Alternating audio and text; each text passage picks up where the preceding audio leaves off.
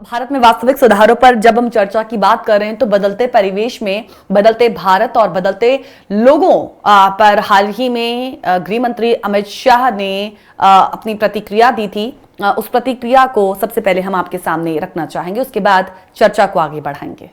हमने सबसे पहले ये बात को स्वीकार करना पड़ेगा कि भारत का विकास तभी हो सकता है जब पूरा भारत इसके लिए प्रयास करे। कोई एक कोना विकसित होने से भारत का सर्वसमावेशी विकास संभव नहीं है, और जब तक भारत का सर्वसमावेशी विकास नहीं होता है, हम जिस छलांग को लगाना चाहते हैं वो छलांग हम नहीं लगा सकते। क्योंकि दुनिया में बहुत सारे लोग 130 करोड़ की आबादी को बोझ मानते हैं। मेरे जैसे लोग 130 करोड़ की आबादी को बड़ा मार्केट भी मानते हैं। अब अपना अपना देखने का नजरिया है। तो जब तक भारत के कोने कोने से भारत के विकास का प्रयास नहीं होता है, तब तक हम आगे नहीं बढ़ते हैं। Whole of the government approach और टीम भारत की कल्पना को जमीन पर नहीं उतारता है, भारत का विकास संभव नहीं है। आप लोग ये 9 साल में जो विकास हुआ है, इसको अर्थतंत्र के ग्राफिक्स की दृष्टि से एनालिसिस करते हैं। उसको तो करना ही चाहिए क्योंकि हमारा अचीवमेंट है, बहुत अच्छे अचीवमेंट्स हमने प्राप्त किए हैं। परंतु इसका एनालिसिस एक अलग दृष्टि से भी करना चाहिए कि अगर जब तक कोई एक नेता, कोई प्रधानमंत्री सबको साथ लेकर टीम भारत की कल्पना को चरितार्थ नहीं कर सकता है, ये नतीजे जो 9 साल में आए हैं ये नहीं आ सकते हैं। और ये नतीजे का मूल कारण है नरेंद्र मोदी जी ने इरिस्पेक्टिव ऑफ पॉलिटिकल आइडियोलॉजी समग्र देश को साथ में रखकर आगे बढ़ने का निर्णय किया है। और इसके कारण एक अद्भुत सिनर्जी पूरे देश के अंदर देखने को मिलती है। देश का कोई भी कोना हो, आप एक समान प्रकार का उत्साह, समान प्रकार की एनर्जी का अनुभव करते हैं। हमने प्रोफेसर साहब, आपने सुना गृह मंत्री अमित शाह को, जिन्होंने अचीवमेंट्स की बात कही है 9 सालों की, और साथ ही साथ उन्होंने टीम भारत की बात भी की है। तो टीम भारत में हर तबका जो है वो आ जाता है। जब तबके की बात करते हैं तो मैं यहाँ पर गरीब तबके की बात भी करूंगी, निचले तबके की भी बात करूंगी। देखिए, सरकार द्वारा घोषित सबसे पहला जो राहत पैकेज गरीबों के लिए, प्रधानमंत्री गरीब कल्याण पैकेज का 1.7 लाख करोड़ रुपए का था। यूपीए युग के विपरीत हम देखते हैं कि ये अभी सिर्फ घोषणा नहीं रही। अब तक 39 करोड़ से अधिक लाभार्थियों को लगभग 35,000 करोड़ रुपए की वित्तीय सहायता मिल भी चुकी है, और इसमें 8 करोड़ से अधिक किसान भी शामिल हैं जिन्होंने अपने खातों में 2,000 रुपए प्राप्त किए, और 20 करोड़ से अधिक जन धन खाताधारी महिलाओं ने सहायता की और पहली और दूसरी किश्त भी प्राप्त हुई है। गरीब कल्याण योजना के तहत 80 करोड़ गरीबों को राष्ट्रीय खाद्यान्न सुरक्षा कानून के तहत कवर भी किया गया, जिन्हें प्रति व्यक्ति 5 किलो अनाज और प्रति परिवार 1 किलो दाल भी की जाती है। तो ये बिना किसी लीकेज के सीधे लोगों तक पहुंचती है। सरकार भी ऐसा दावा करती है और अपनी रिपोर्ट्स में ये सामने आता है। फिर सवाल यह है कि क्यों कहा जा रहा है कि सरकार ने लोगों के हाथ में पैसा नहीं रखा है? देखिए, अगर आप गृह मंत्री का भाषण ध्यान से सुनेंगे तो उसमें कोई भी कंक्रीट मुद्दे की बात नहीं कही गई है। वो एक पॉलिटिकल भाषण जैसा है। उन्होंने कहा है कि भारत के लोगों को, इतनी बड़ी जनसंख्या को बहुत समझ रहे हैं, हम इसको मार्केट समझ रहे हैं। आपको गवर्नमेंट में जब आप होते हैं तो आपको लोगों को मार्केट नहीं समझना है, उनको सिटीजन समझना है। और सिटीजन के जो राइट्स हैं उनको उनकी जाति, धर्म, संप्रदाय या बाकी छोटी मोटी जो आइडियोलॉजीज और आइडेंटिटीज है उनसे ऊपर उठ के देखना होता है। और वो एक नागरिक के तौर पे ट्रीट करेंगे, ना कि हिंदू, मुस्लिम या किसी और के तौर पे जी। और जब पॉलिटिकल मिक्स चलते हैं तब इस तरीके की बातें होती है जिसमें कोई कंक्रीट मुद्दे की बात नहीं। कंक्रीट मुद्दे क्या होते हैं ये देखिए। किसानों को बोल रहे हैं 6,000 रुपए दिया। 6,000 रुपए किसानों को इसलिए दिया क्योंकि उनके गेहूं के दाम जो 7,600 रुपए होने चाहिए कम से कम, अगर हम उनको सारी महंगाई भत्ता और बाकी तमाम सारी चीजें कंसिडर करें तो वो आपने दिया नहीं। उसके बदले में उनको गेहूं खरीद रहे हैं 2,100 रुपए या 2,000 रुपए क्विंटल, और 1 क्विंटल गेहूं का भी उनको साल भर में आप नहीं दे रहे, जबकि वो सैकड़ों क्विंटल गेहूं।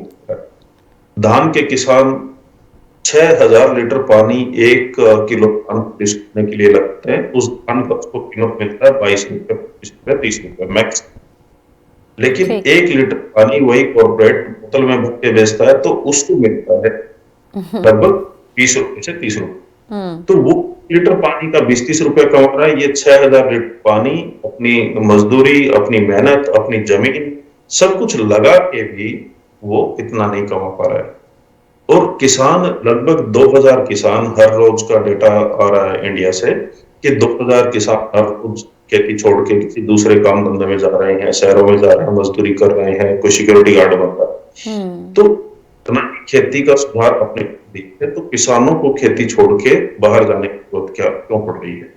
इसमें हमने गलत क्या किया कि अमेरिकी टीम कर लिया है विदेश से, अमेरिका से या बाकी वेस्टर्न कंट्रियों से, और उस ड्रीम में ये लिखा हुआ है कि वो थ्योरी है जिसमें ये लिखा हुआ है कि अगर आपको एक विकसित राष्ट्र के आप अपनी बड़ी जनसंख्या को सिटी में लेके जाएंगे, अगर आप अर्बनाइज हो जाते तो ही आप डेवलप होंगे। और भारत के कॉन्टेक्स्ट में ये थ्योरी बिल्कुल ही बकवास है, क्योंकि भारत गांव में बसता है। अगर आपको भारत डेवलप करना है तो आपको गांव विकास करना होगा। गांव में रहने वाले किसानों और अलाइड सर्विसेज में जो काम करने वाले लोग हैं उनका विकास करना होगा। लेकिन करना खेत को बर्बाद करके के प्रॉपर दाम ना देके उनको 2,000 रुपए का एक जुमला पकड़ा के और आप उन सस्ता मजदूर बन के शहरों में लेके आ रहे हैं। तो ये जो हमने फर्जी थ्योरीज विदेशों से इकट्ठा कर लिया है और यहाँ के जो सो कॉल्ड इकोनॉमिस्ट हैं वो हमारे प्रियम्बल को ना देखते हुए लोग को एक मार्केट और मार्केट का एक प्यादा के तौर पर देखते, जबकि हमें लोगों को एक सिटीजन के तौर पे देखना पड़ेगा। और जो कॉन्स्टिट्यूशन के प्रियम्बल में हमने वादे किए हैं लोगों से कि हम आपको एक सोशलिस्ट रिपब्लिक भारत बना जिसमें सोशल जस्टिस होगा, सोशल एम्पावरमेंट होगा, सभी तबकों वो नहीं दे पा रहे हैं। ग्लोबल हंगर इंडेक्स ले लीजिए, आपने 1 किलो दाल और 5 किलो आटा जी। आप क्यों देना पड़ रहा है? ये दे रहा है कि लोगों की परचेजिंग पावर आप उस लेवल पे नहीं कर पाए कि वो अपना बेसिक खाना भी खरीद पाए। करेक्ट। ग्लोबल हंगर इंडेक्स में भारत का 107वां रैंक है जी। पाकिस्तान जिस बर्बाद स्टेट बोल रहे हैं, फेल स्टेट बोल रहे हैं, उसका बेटर है। ये कैसे पॉसिबल है? क्या हमारे किसान हर बार ये हर साल क्या हमारे देश के किसान खाना नहीं उगा पा रहे हैं, दाल चावल या बाकी चीजें नहीं उगा पा रहे हैं? बिल्कुल उगा पा रहे हैं और जरूरत से ज्यादा प्रोडक्शन भी कर रहे हैं। लेकिन क्या किया, किसानों को एमएसपी दिया केवल गेहूं और धान पे, और हम तिलहन और दलहन दोनों विदेशों से इंपोर्ट कर रहे हैं और या गेहूं राइस विदेशों को एक्सपोर्ट कर रहे हैं, क्योंकि गेम मुट्ठी भर जो कॉर्पोरेशंस हैं उनको फायदे दिखाता है। इसी के चक्कर में हरियाणा और पंजाब में इतने सारे कैंसर के पेशेंट बढ़ गए हैं, बायोडाइवर्सिटी खत्म हो गया है, जमीनें बर्बाद हो गई है और घर में कोई ना कोई बीमारी है। आपने किसान को मान लो कि एमएसपी के माध्यम से कुछ पैसे दे भी दिए तो वो बीमारियों में वापस उन्हीं कॉर्पोरेशंस के पास में चले जाते हैं। उन्होंने अपना पेस्टिसाइड बेचने का भी वही कंपनी है और दवाई बेचने का जो अगर कोई बीमार हो जाए तो कैंसर का हॉस्पिटल उसी ने खोला होता है। ये तो सर आपने पूरा सिस्टम सामने रख दिया। ये पूरा एक ऐसा चक्र जो बस ऐसे घूमता रहता है, या फिर कहें कि लोगों के सामने एक पर्दा फिर डालने की कोशिश की जाती है और रियल सिचुएशन देख नहीं पा रहे हैं या समझ नहीं पा रहे हैं।